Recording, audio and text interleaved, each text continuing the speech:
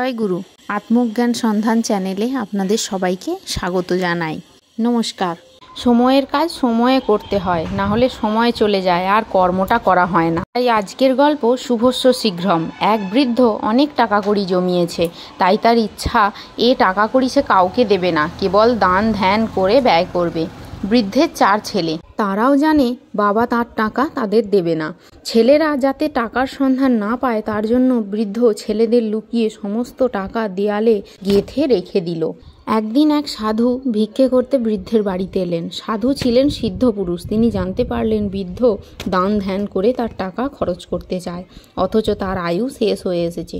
তখন তিনি বৃদ্ধকে বললেন, সময় যে চলে যাচ্ছে, কালকের কাজ আজকেই সেরে ফেলো, আজকের কাজ এখনই শেষ করো, এরপর হয়তো আর সময় পাবে না।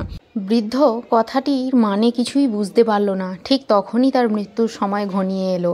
তার কথা বলবার শক্তি আর রইল না, কিন্তু ভিতরের জ্ঞান তখনও অক্ষুণ্ণ রয়েছে। এমন সময় ছেলেরা এসে তাকে বলল, বাবা আপনার কি ইচ্ছে আমাদের বলুন, দান ধ্যান করতে চান তাও বলুন, আপনার টাকা কড়ি কোথায় আছে জানতে পারলে আমরা আপনার ইচ্ছা মতো সব কিছুর ব্যবস্থা করে দেব।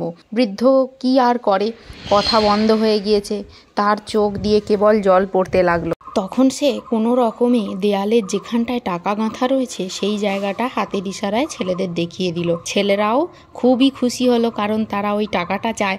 ছেলেরা বুঝে নিল ওইখানটাতে টাকা রয়েছে, কিন্তু বাইরের অনেক লোক তো তখন ঘরের মধ্যে রয়েছে, তাই তাদের সামনে সে কথা তারা ফাঁস করতে চাইল না। বৃদ্ধ ছেলেরা তো খুব বুদ্ধিমান, তারা বাইরের লোকের কাছে কেন বলবে যে বাবা দান ধ্যান করতে চেয়েছেন। তাই বৃদ্ধের ছেলেরা সবাইকে বুঝিয়ে বলল, বাবা বলছেন তার যা টাকা ছিল সব এই বাড়ি তৈরি করতেই খরচ হয়ে গিয়েছে। বৃদ্ধের তখনও বুদ্ধিলোভ হয়নি। তার মনে হলো ছেলেরা তার ইঙ্গিত বুঝতে পারেনি, তাই সে নিজের কপাল চাপড়াতে লাগলো আর কাঁদতে কাঁদতে নানা রকম ইঙ্গিত করে ছেলেদের বোঝাতে চাইল যে এখনই যেন তার টাকা দিয়ে দান ধ্যানের ব্যবস্থা করা হয়। ছেলেরা বাপের কথা বুঝতে পারলো, কিন্তু জেনে শুনেই তারা বৃদ্ধকে বলল, বাবা আপনি কোনো চিন্তা করবেন না, আপনি কি চান আমরা তা বুঝতে পেরেছি। আপনি তো চাইছেন ছোট ছেলেকে কিছু বেশি টাকা দিতে, আমরা তাই দেব, আপনার ইচ্ছা আমরা অপূর্ণ রাখবো না। তখন বৃদ্ধের আর কিছুই করবার রইল না, মনের ইচ্ছা মনে রেখেই তাকে পৃথিবী ছেড়ে চলে যেতে হলো। তাই মহাজনেরা বলেন, মনে কোনো শুভ সংকল্পের উদয় হলে তৎক্ষণাৎ তা কাজে পরিণত করা উচিত।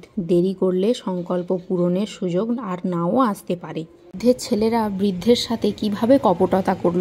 বৃদ্ধ তার সারা জীবনের সঞ্চয় দান ধ্যান সৎকর্মে লাগাতে চেয়েছিল, কিন্তু এত দেরি করে ফেলেছে যে তার সৎকর্মটা আর হয়ে উঠল না। আর তার ছেলেরা এত অসৎ প্রকৃতির, তারাও তাকে সাহায্য করলো না শেষ সময়ে। এইভাবেই কিন্তু আমাদেরও সময় শেষ হয়ে যাচ্ছে।